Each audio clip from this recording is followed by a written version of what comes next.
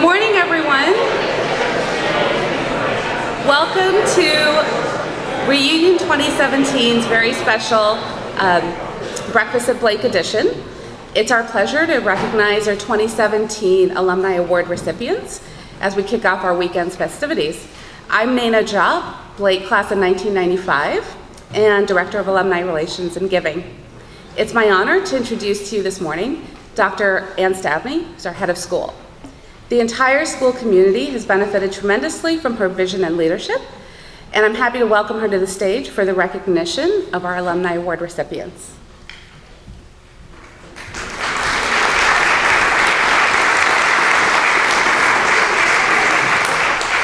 Well, welcome to the special reunion edition of Breakfast at Blake.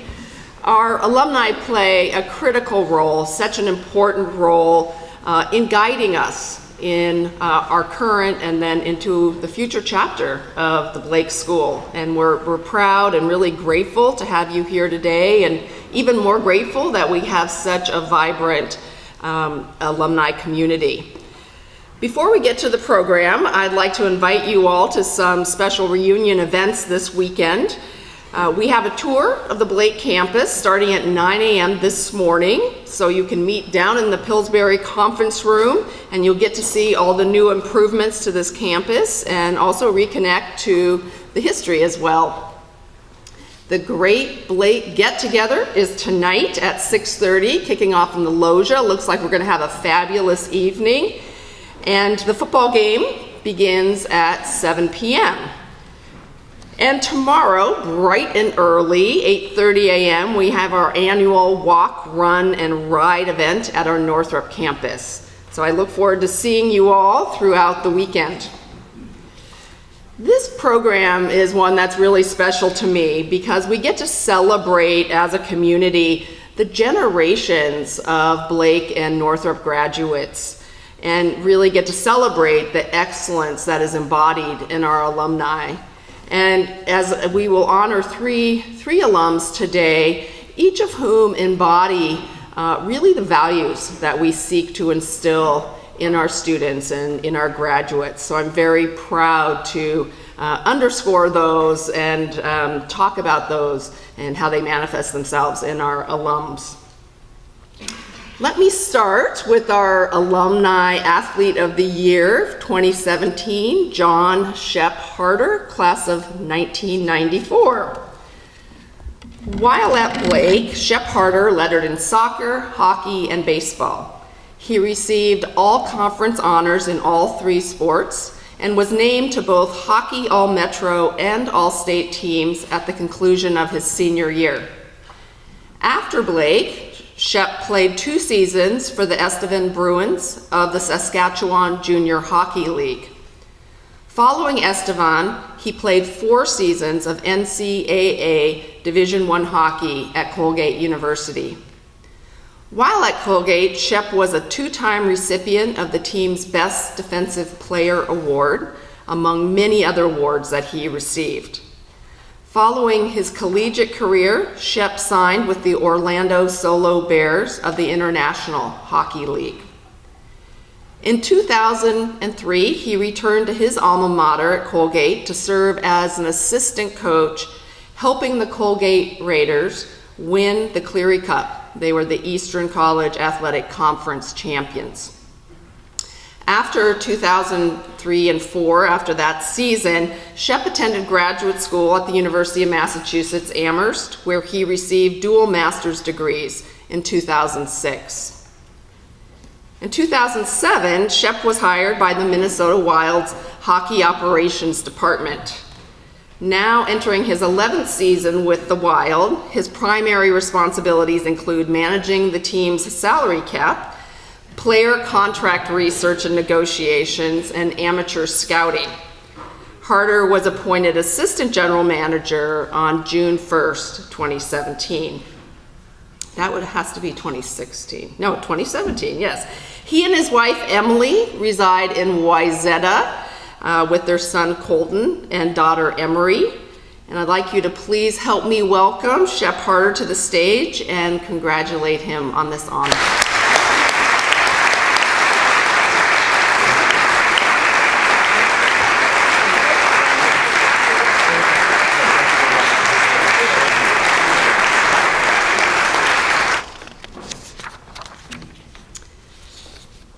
The Jenny Stevens Hagen Spirit Award goes to David Knobby Knoblauch, class of 1964. And I'd like to take a moment to share with you that we also have Patricia Hagen, that's Jenny Stevens' mother, here with us this morning. Where is Patricia? Okay, well, maybe out there. David, also known to many of you as Knobby, Knoblauch, his 10 years as a student, where is David? He's sitting right here. Great, hi David. His 10 years as a student at Blake began in the 1950s and went into the 1960s, and they were followed by 3 years coaching at Blake in the 70s, and more than 40 years as an active alumnus in the decades that followed. Knobby helped establish the Chubb Bettel Scholarship Fund and solicit donations for that fund. Over the past 25 years, more than 40 Blake students have benefited. They've been given access to a Blake education because they have been Chubb Bettel scholars. He remains on the Chubb Bettel Scholarship Committee, participates in the scholarship selection process, and he attends the annual picnic with the award recipients. Knobby and the other members of the Bettels committee worked on the transcriptions and publication of Chubb Bettel's book, The Team, The Team, The Team. I'm pleased to say that with Knobby's leadership, the Bettel Scholarship is our largest single endowed fund, valued at more than $1 million today.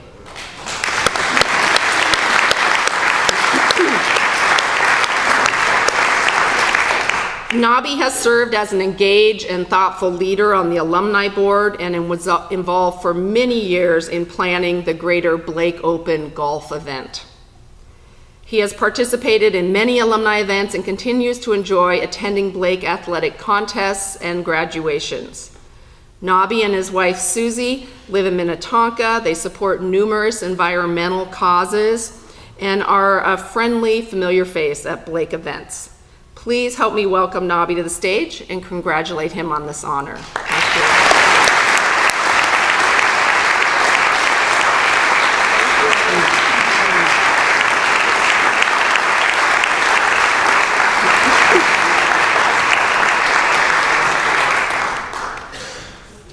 you. It is my distinct pleasure to recognize our 2017 recipient of the Outstanding Alumna Award, Lucia Watson, Northup class of 1972. Yay!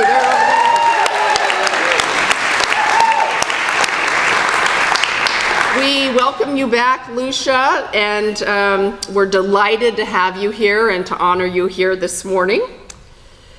There was a lovely profile many of you probably saw in the Minneapolis-St. Paul magazine in 2015, and it stated, Lucia Watson's name in Minneapolis is the opposite of junk.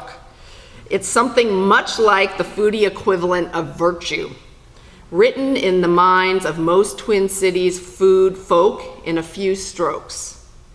Lucia's is the founding restaurant that articulated the local locavore movement. Lucia's is a place where the food is clean and light and sensuous. Lucia's is one of the best wine bars, and Lucia's is one of the best bakeries. Lucia, the shorthand goes, is the local Alice Waters. As a third-generation Minneapolitan, our very own Lucia Watson started at Highcroft Day School in 1969. She was in 7th grade, came to Northup in 10th grade, graduating in 1972. Along with being a strong student, she was involved in many wonderful activities, athletics, choir, and the barbershop quartet. After graduating from Northup, Lucia continued her education at the University of Minnesota, where she majored in French. With her degree in hand and a love of cooking in her heart, Lucia first entered the culinary field at the original 510 restaurant. She followed that with an entrepreneurial turn, starting a catering business with a friend and a partner. Lucia outgrew catering in just a few years And as luck would have it, she found and quickly leased an old hardware store in uptown Minneapolis. Following an inspirational journey to France, she used her newfound location to throw a party for her past catering clients. And shortly thereafter, she opened the doors to her restaurant. Each day, she wrote 12 menu cards by hand, exemplifying the personal touch for which her extraordinary legacy is known. Lucia has been nominated 3 times for the James Beard Award for Best Chef in the Midwest. She's received repeated recommendations in Gourmet Magazine, been featured on the cover of Fine Cooking, and has been profiled in More Magazine.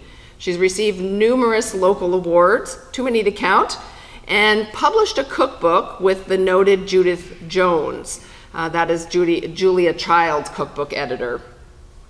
Lucia shares one more notable connection with Julia Child. She was knighted in France in 2009 for her contribution to agriculture. And she received, I won't try this French, I'm a Latin scholar myself, received a wonderful award, the food and farming version of their famous military award, the Légion d'Honneur. The Outstanding Alumni Award honors alumni who have demonstrated outstanding leadership, achievement, and influence in their field or in their community activities. It is with great pride that the Blake School and 2 of our legacy schools, both Highcroft Country Day and Northup Collegiate School, played even a small part in the achievements of Lucia. We honor her today with this citation. For her commitment and leadership in the locavore culinary arena, along with her significant innovations and contributions to Northern cuisine, Blake is honored to name Lucia Watson its 2017 Outstanding Alumna of the Year. I offer my sincere congratulations and would like to welcome you, Lucia, to the stage. Oh, thanks. Thank you so much. Thank you, Anne, and thank you, the Alumni Board. And a couple people I want to start out right off the bat recognizing, and one is Beth Dooley, who the book that I wrote that Judith Jones edited would never have happened if it weren't for the amazing other wonderful locavore and person in our community, Beth Dooley. And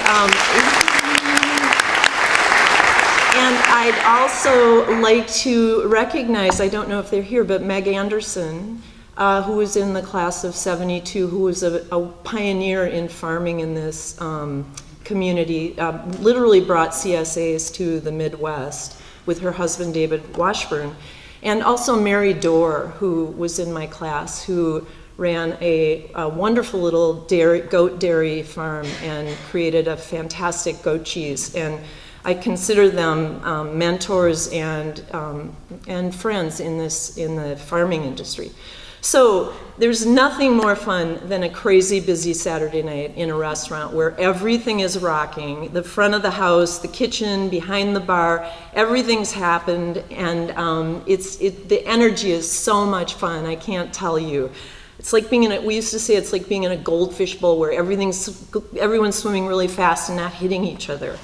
And I started my career, as Anne mentioned, in a number of chef-driven small restaurants and really did everything: waitressing, hostessing, baking, dishwashing. And I did finally find my home in Uptown when I opened Lucia's in 1985. And it seems ironic I'm speaking here today, and tomorrow is actually Lucia's last day of business. And a lot happened in that little business over many years. There were engagements, wedding ceremonies, birthdays, countless blind dates, celebrations. In fact, my restaurant was once part of a divorce negotiation. And both parties wanted the right to eat there without having to see the other. And I learned that the husband got custody of Lucia's. And when I sold Lucia's 2.5 years ago, I'd spent more than half my life thinking, breathing, living food and hospitality over all those years. And one of the things I did is I saved all of the notes and letters that were written to me over the years.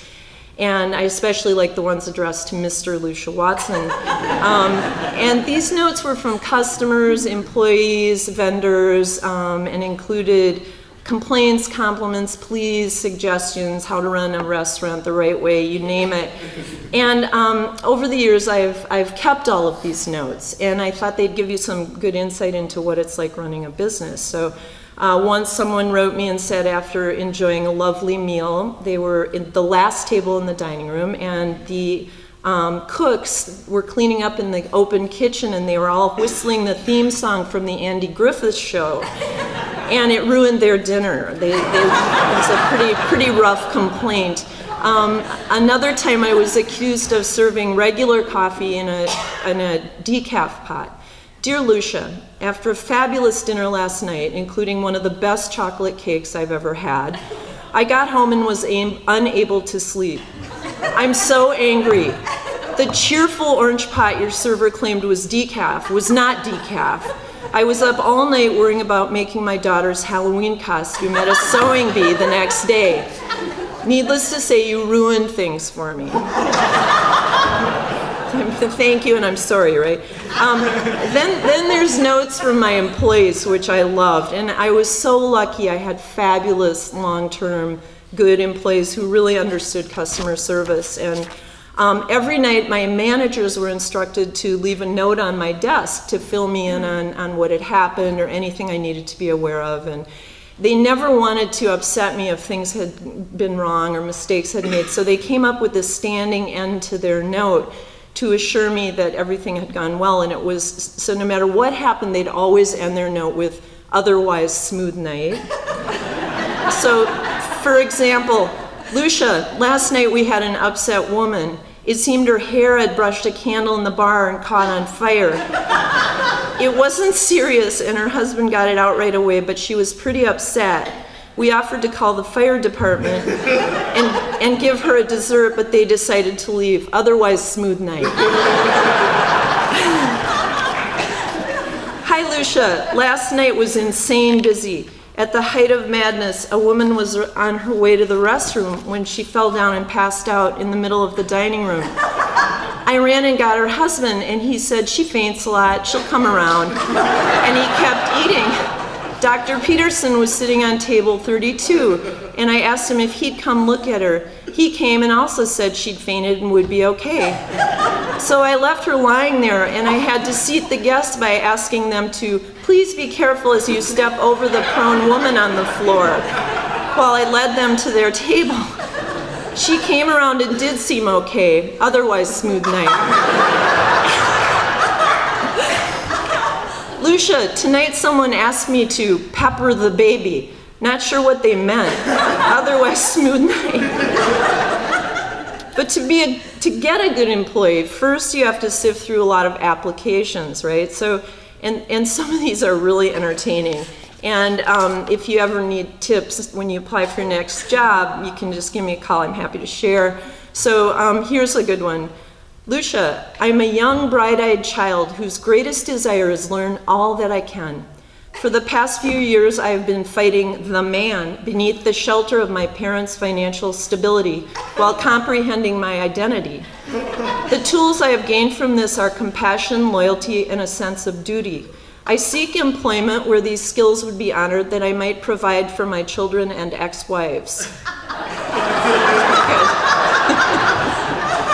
Yeah, I don't know if bussing tables is gonna pay the bills, but and here's one of my all-time favorite applications. Above all, I'm a people person and a fast learner. I'm a tiger. I'm a kitten. My leg hair is extremely short, making me aerodynamic, so I can work circles around myself.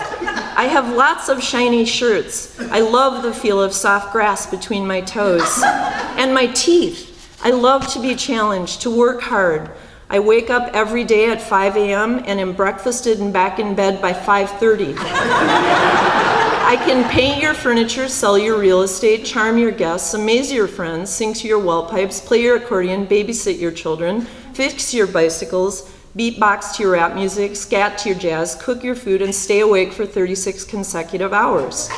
I can do anything you want me to do. I can learn any language, any computer system, and any machine because I have opposable thumbs. Matching ones. I'm willing to work, or if absolutely necessary, to not work. If it were possible to do both, I could do that as well, but prefer the former. You'll like me, your parents will like me, your children will like me, and I can be serious if you want me to be. Thank you. It's great, right? It's not made up, I swear to you.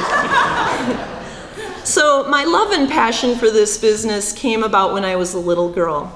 And I spent my summers at our remote family cabin in Canada. And my grandmother Lulu was my primary teacher, and she instilled a sense of the seasons in me. Picking blueberries, catching fish, the warmth of baking in a wood stove on a cold, blustery day, and the chore of baking on a hot, blistering day. She taught me the traditions of a long line of women who cooked intuitively, using available ingredients. We measured butter the size of a walnut, and we kneaded bread dough till it was the texture of our earlobes.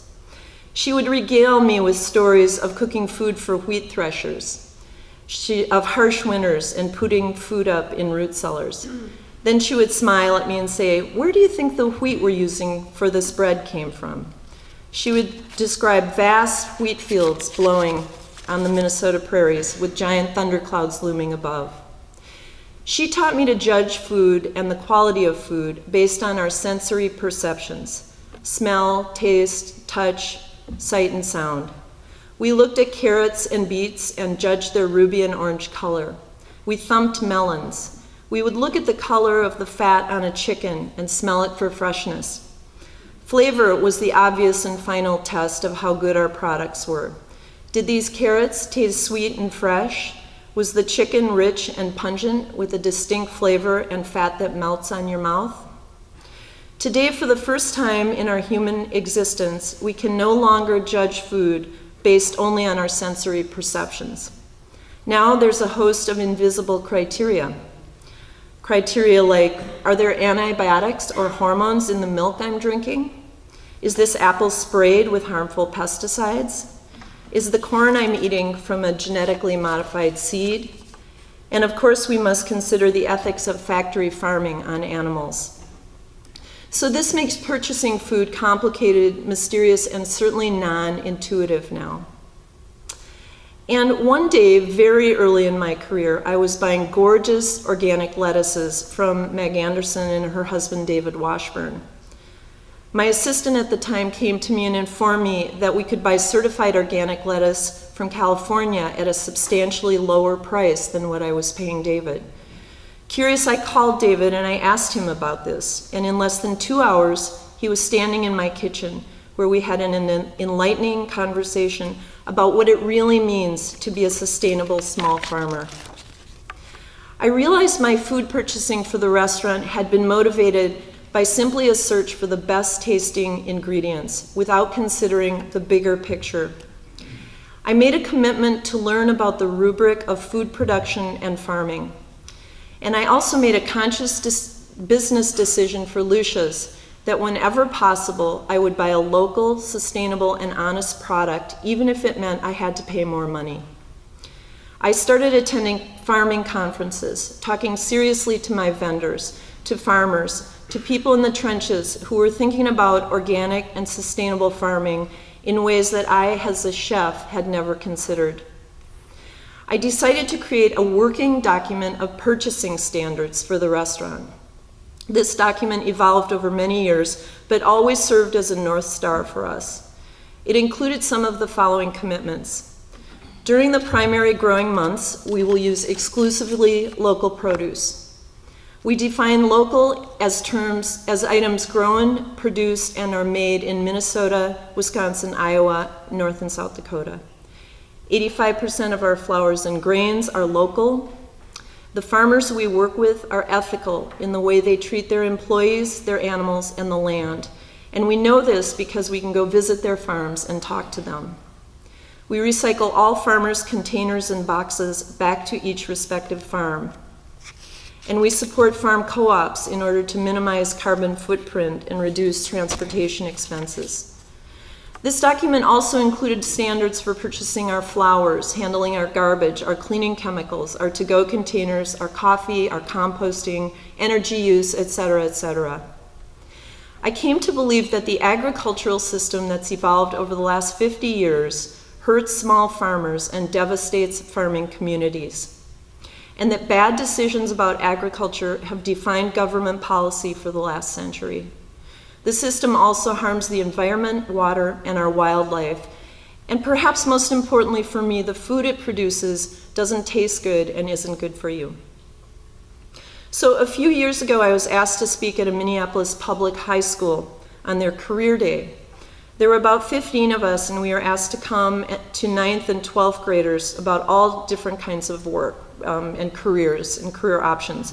We were web designers, hairdressers, lawyers, policemen.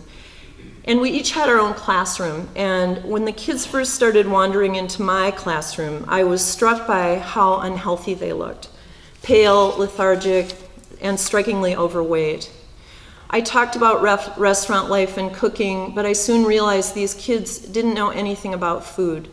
They'd never shelled a pea, baked bread, and didn't even know that peanut butter is simply made from peanuts. After our morning talks, we speakers had lunch together, and I sat next to a lovely woman who was a prosthetic specialist. It's a great growing field, she explained. I asked her what the biggest cause of amputations was. Type 2 diabetes, she said without hesitation. She also told me something else. The US has the highest rate of amputees in the world, and the great majority of them is food-related and preventable. Contemporary American cooking is both richer and poorer than ever before. We have access to more ideas and ingredients than ever before. A profusion of ingredients any time of the year, day or night. We can buy organic broccoli and strawberries at midnight in February, and yet obese children are being diagnosed with scurvy. More and more, there's a profound disconnect between our modern existence and the underlying processes that support our lives, especially when it comes to the food we eat. So how do we cope with all these questions? Something I've thought about a lot. Global food issues, tainted foods, healthy foods, local foods, genetically modified foods, food allergies, loss of pollinators, habitat, dirty water, junk food. What do we do? We're busy and it's complicated. So what does it mean to all of us personally? And I think the really good news is that more than any other thing, we hold the answer to solving so many problems literally in the palm of our hands, at least 3 times a day when we eat something. And so how do we put theory into action? What do we do? And here I'd like to offer you 6 ideas that I think could have an impact. Number 1, start cooking more. People need to start cooking more and rely less on packaged food and to-go food and instant food. Number 2, turn things off when you cook. Turn off your TV and your radio, and even get radical and turn your phone off. You'd be amazed, chefs who live and breathe food 24/7 work in a quiet environment, and the best kitchens I've seen are quiet kitchens. Just pay attention to that, it's interesting. But it makes you more intimate with your food. And as you're cooking, try to imagine the picture of your food, where it comes from, who is it supporting. We need to start cooking a cuisine that supports the kind of world we want to see. Number 3, broaden your concept of local food. When people would learn that my restaurant was committed to local ingredients, one of the most common questions I would get was, what do you do in the winter? And when you think about that question and sort of untangle it, what it really means is that people's concept here in Minnesota of local food is really limited to produce and seasonal vegetables during our summer months. And we really need to broaden our concept of local to all the other wonderful things we have here in the Midwest. We're the bread basket of the nation. The grains, there's wonderful meats, cheeses, dairy, poultry, lots and lots of delicious local foods and people that are working hard to sustain them. Number 4, get close to a farmer. Maybe that means joining a CSA or visiting more farmers markets and talking to the farmers. It's really interesting what you learn from people that are really producing our food. Number 5, cook with a child. This is a really one I really like. I was on the board of an organization called Youth Farm for many years that helps kids learn about gardening and food, everything. And I was teaching a class to a bunch of little kids one time, and I again, startlingly realized how little they knew, and I said, "You guys know where butter comes from?" And they're like, "I don't know, the fridge, cows, whatever." And so I got some cream and I put it in a jar, and we sat in a circle and shook the jar and made butter and ate it on bread, and you would have thought I had invented a boom box or something. It was like, their wonder was extraordinary. And number 6, develop your own set of purchasing standards. You have one already. You go into a grocery store and well, I'm going to buy this, but I'm not going to buy that, and I'm going to get this, but not that. And if you sit down and start to really analyze that, it can be helpful in terms of just broadening that awareness that I was mentioning about food. Make your standards flexible and make it have impact on things that are important to you. So if you worry about pollinators, don't buy food that's sprayed, right? If you worry about soil and water quality, commit to organic foods. You'd be amazed at the far-reaching effects of your grocery purchases. So today our food comes from every place and no place. We find food from any place in the world, but it's often from no place that we can really trace. We each need to lean forward towards a new, overdue, and necessary food ethic. If we expect farmers to be stewards of the land, then I propose each of us should be good stewards of our own tables. And I'd like to end on one of the favorite notes that I found on my desk one day. It was written in crayon by a 7-year-old who used to eat at the restaurant all the time with his mom and dad. And it said, "Lucia, this is the goodest thing in the whole world." Thank you.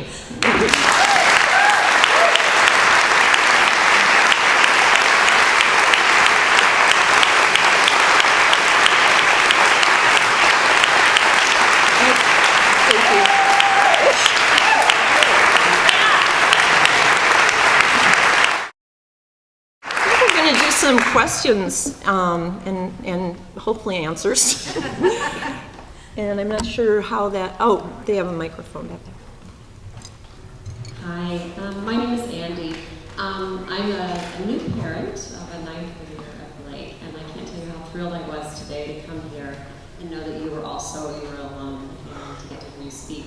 I grew up on a farm in Oklahoma, and I think it's a really unique thing in our generations to have people that also, I baked bread in a wood-burning stove, and I actually ground wheat to help make our bread, and I canned and I preserved and I did all that. I moved to Minnesota in 1990, right when your bakery opened.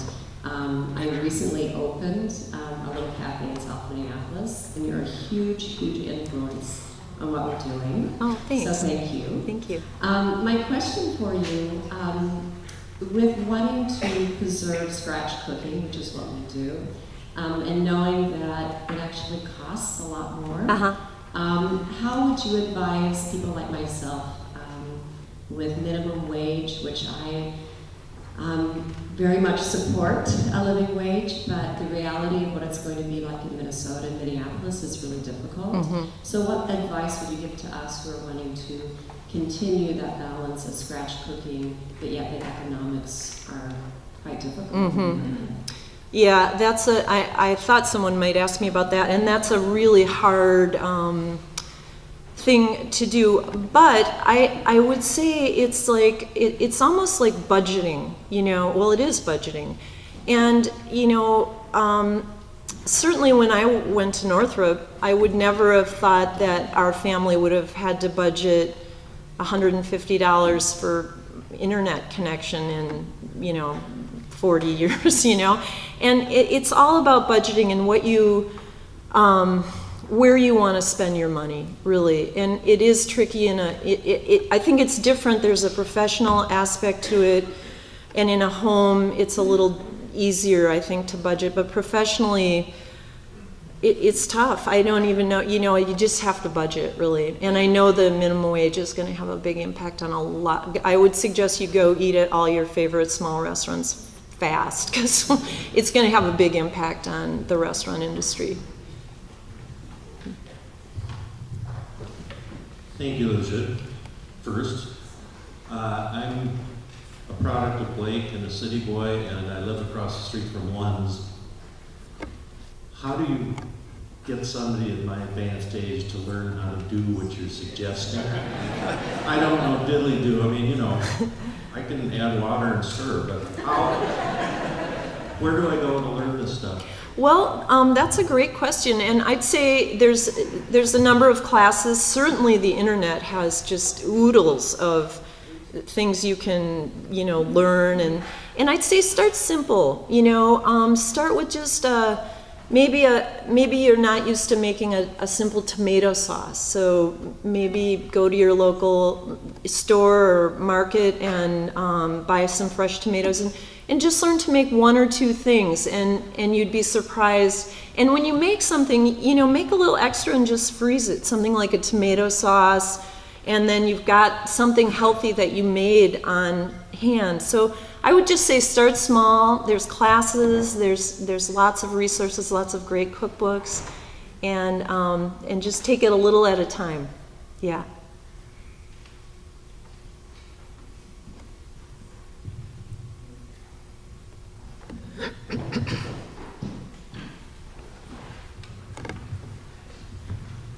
Lucia, this is a command from my family. That is, we've been at your restaurant, we live at your bakery, and I just had one of the final meals you're going to have at the wine bar. So we are Lucia addicts. And the most horrifying thought when we read it in the paper was the following: if she is not going to at least stay in a business, could she please keep Lucia's salt going? So the salt. Yes. The salt going? That's a great question. I know. So there's this salt that some of you know. I have a home in France, in Brittany, and Brittany is famous for its salt. And I discovered this salt there one year. This guy was selling in the market, and I started bringing it back to sell in the bakery. It's just some of the best salt I've ever had, as you can see. And then after lugging it and having all my friends and family lug it and then accidentally get charged again for it when they came to the bakery to buy it, I got someone to start importing it. And you know what? I'll reach out to him and see where I'm sure it'll be available someplace. I'll let you know.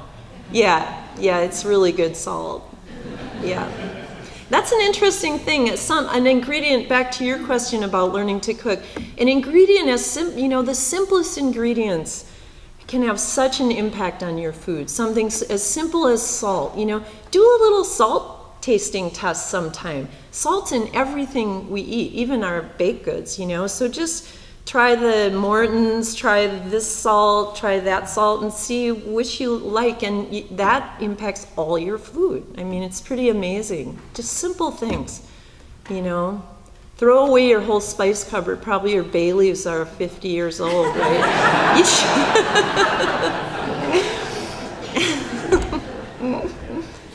Maybe one more question? Anybody?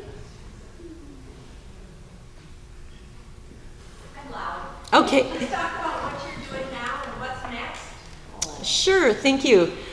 So, when I retired from the restaurant, I slept for a year, and then I decided I wanted to do something that was really engaging and really different from anything I'd ever done. So I am currently volunteering at the Raptor Center, the Minnesota Raptor Center, and I'm lucky enough to work in the clinic there. I work with the veterinarians, and I love the Raptor Center. I encourage you all to go visit it. They have a fantastic mission of education, rehabilitation, and research. And the research is really, it's so great because I hold the wild birds while the vets and the students work on them and talk about them. So it's like I'm in vet school, even though I don't know what they're talking about most of the time. But it's just fascinating, and all the impact that like lead toxicity has on raptors. The raptors are sort of a canary in the coal mine for lead, the impact of lead, and